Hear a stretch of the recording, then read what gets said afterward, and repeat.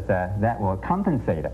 So what I'm hearing you say is that if I am getting sick, the last thing I want to do is to pile on a bunch of sugar because I will put my defense mechanism straight to sleep. Exactly. And I'll get worse. Exactly. I train my patient very well on that. When a patient come to me, they say, "Doctor, I have a cold." My wife usually will ask them, "Did you have some sweet?" They say, "Yes, I got cakes, pies, and ice cream, and 3 servings last night." And they all knew what's going on.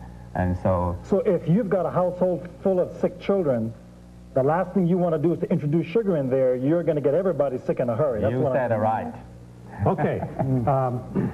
Some of your writings say, besides CAT, I thought that was clever. Besides CAT affecting your immune system, various foods can have a negative effect as well. You've mentioned sweets now. Are there other foods that may be bad actors as far as keeping a healthy immune system? Another food I would say would be just a high-fat diet.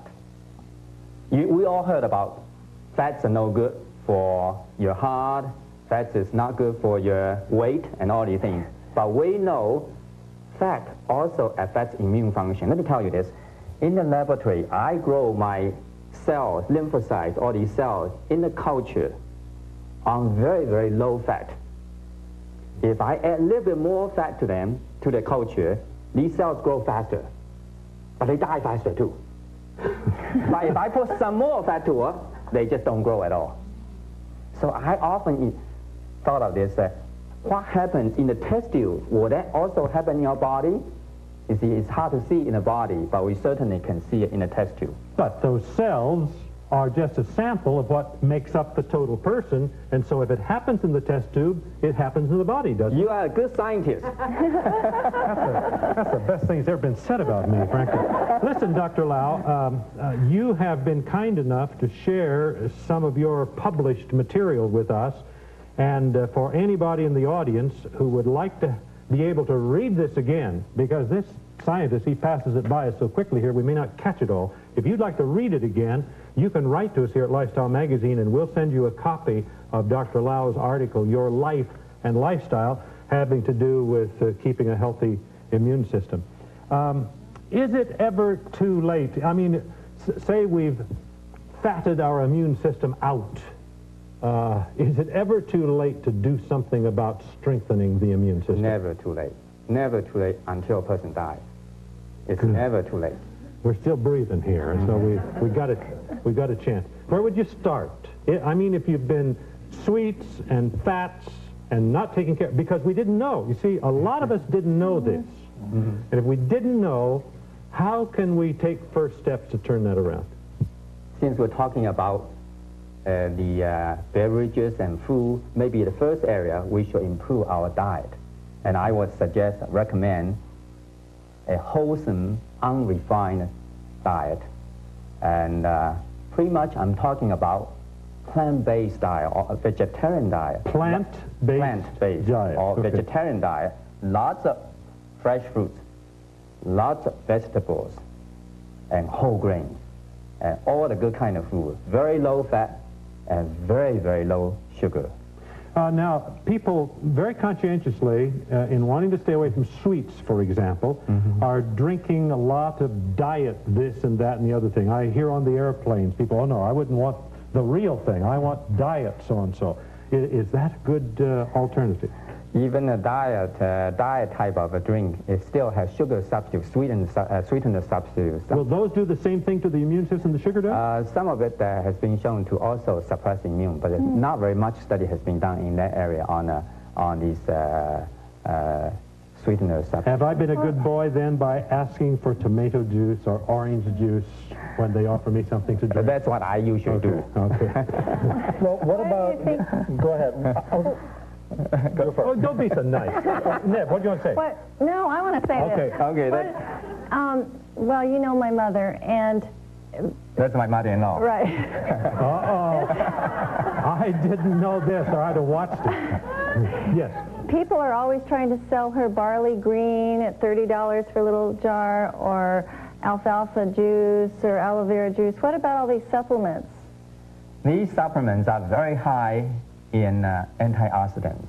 all these leafy greens, vegetables have that. You maybe want to explain what are antioxidants. Antioxidants will be some of the chemicals that can prevent our body from going unnecessary oxidation. We believe aging is probably a process of oxidation. Like rust. Too soon, that's Like right. you don't rust. Now, back to these antioxidants. They're found in leafy vegetables.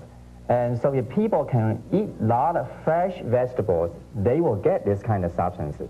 But in America, most people are not able to get that. So perhaps in a bottle like barley green, and they can get enough these green vegetables and vitamins. We got a break here, but we're going to come back.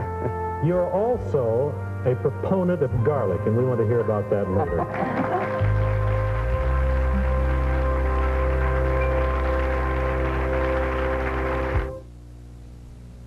I never saw anybody light up a bar like Jack. You can say that again.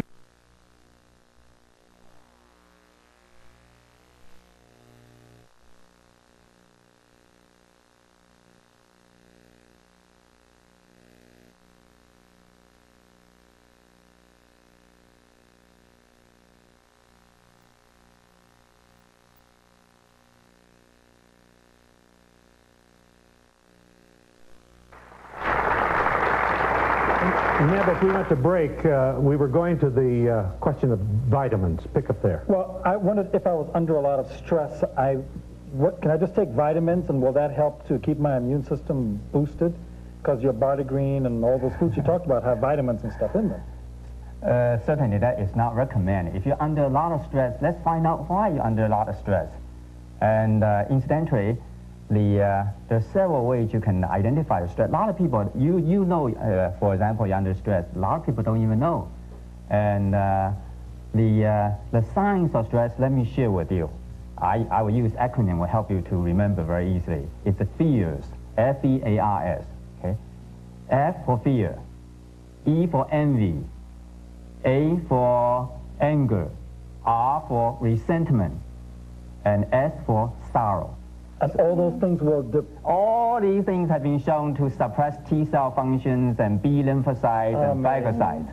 Now, to answer your question, I think we better look at the cause of these problems, see if we can reverse this process.